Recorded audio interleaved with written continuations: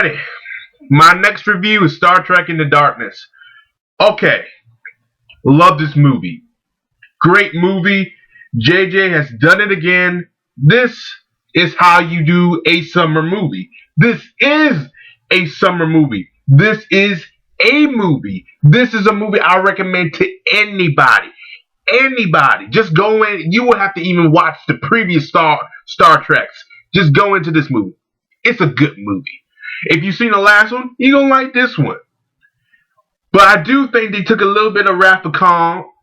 Just a little bit, but that's my pick.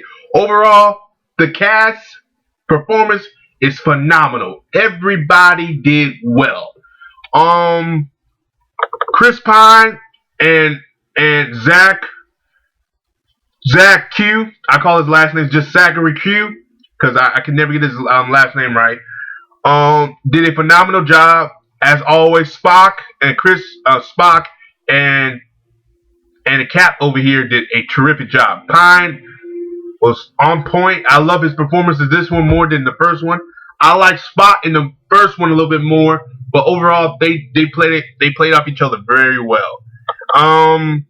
If you've seen the movie, you can kind of tell this is JJ's probably last directing this movie, and it's kind of sad because he did a terrific job with this movie. Y'all need to go see this. Please watch it around Memorial Day. You're bored, go to the movies and watch this movie. This is a good movie. I recommend this to everybody. I enjoyed this movie. It's the best movie I've seen. Now, I want to talk about this man. Benjamin Cumber. I can't say his last name. I'm just going to call him Benjamin. Sherlock Holmes. His performance was wonderful. Now, there's a twist in this movie where he's not the main bad guy, but RoboCop is. And what I mean by that is is the guy who played RoboCop in whatchamacallit. The guy who played RoboCop. He's in this movie. He's the main antagonist a little bit, or protagonist. He's the guy who's the villain a little bit. He's the villain. Now, I was thinking to myself, why? Reason being, like I said, this is Wrath of Khan. If you've seen the movie Star Trek or Wrath of Khan, this is pretty much Khan. This is Khan new version. He's isolated. Not isolated. I'm sorry. He was frozen. What the hell I say isolated for? I guess I'm. Anyway, Khan was frozen, and RoboCop. I'm gonna keep calling him RoboCop. RoboCop put him on ice, and when he's free from ice, he tries to get his team freed again from the ice. RoboCop does everything possible to make sure he cleans up the mess he made.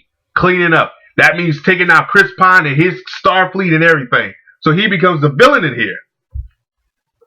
But the way Benjamin, oh my God, this man, his performance was wonderful. And you kind of have a twist in here, but the twist is done rightly.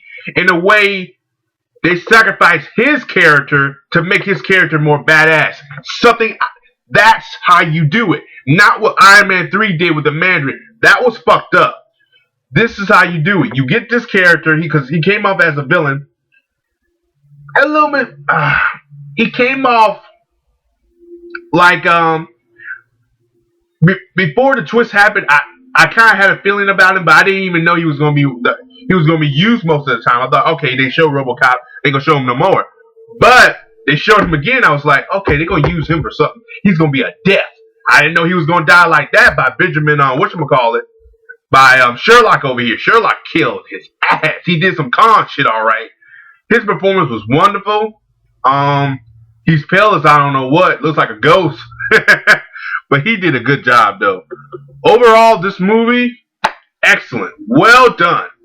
This is how you do a movie. This is how you do a summer movie. This is pretty much how you do a twist that makes this character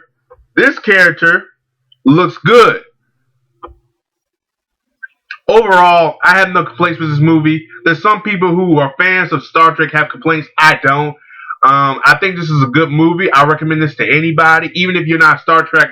Even though you kind of hate what they did with, they took some stuff from Wrath of Khans. It's still an enjoyable movie. JJ still know how to direct the movie. My favorite movie that JJ has done is Super 8, and I will do a review on that movie. That movie was awesome. Overall, this movie, phenomenal. Phenomenal. I kind of hate that they're not getting the money it deserves due to the fact that Iron Man 3 grossed to $1 billion, and that piece of shit shouldn't even gross to $1 million. Yes, ladies and gentlemen, I'm still mad about that movie. I mean, just missed opportunities. This did the opportunities right. Made his character look good, and that's what I like. Overall, my thoughts, my grade for this, shit. 9 out of 10. Just plain out good. There's some problems I have with this, but like I said, 9 out of 10. That is fucking good. This is the only movie I have gave 9 out of 10 this year.